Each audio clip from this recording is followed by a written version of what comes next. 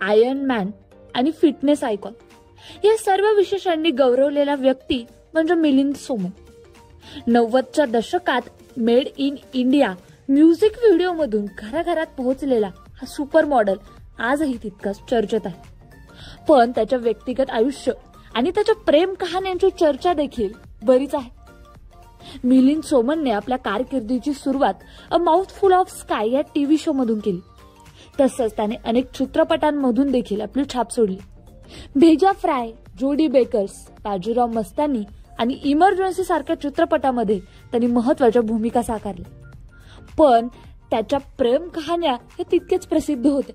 तर चला त्याच्या प्रेम कहाण्यांवर नजर टाकू. तर ग्लॅमरच्या जगात राहून मिलिंदच्या व्यक्तिगत आयुष्याबद्दल फार चर्चा झाली.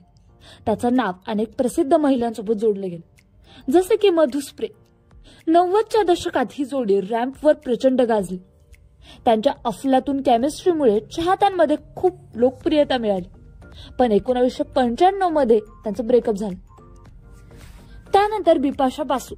मिलिंदपेक्षा लहान असलेल्या बिपाशा सोबत त्याचं काही काळ नातं होतं.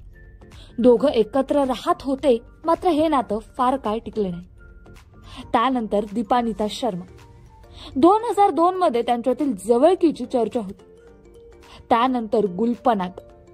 जुर्म चित्रपटाच्या शूटिंग दरम्यान त्यांचे अफेअर असल्याची चर्चा रंगली होती. त्यानंतर शहाना गोस्वामी.